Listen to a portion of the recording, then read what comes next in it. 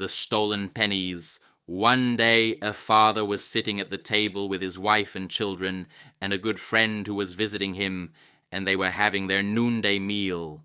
As they were sitting there, the clock struck 12, and the visitor saw the door open, and a pale child dressed in snow-white clothes entered. He didn't look around or say anything, but went silently into the next room. Shortly thereafter, he returned and went away just as quietly as he had entered. On the second and third day, the child came again. Finally, the visitor asked the father who the beautiful child was that entered the room every day at noon. The father answered that he knew nothing about him. He hadn't seen anything. The next day, as the clock struck noon, the child entered again, and the visitor pointed the child out to the father, but he didn't see the boy. Neither did the mother nor the children.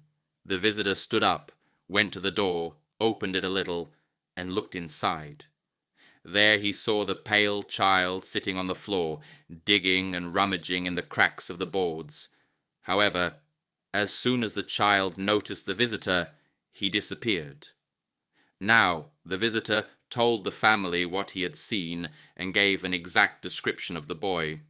The mother was then able to recognize the child and said, "Alas, it's my own dear child who died 4 weeks ago."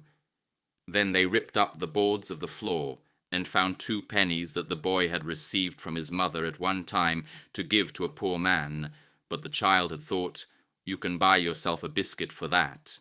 Therefore, he had kept the pennies and had hidden them in the cracks of the floor. This is why he hadn't been able to rest in his grave, and had come back every day at noon to look for the pennies.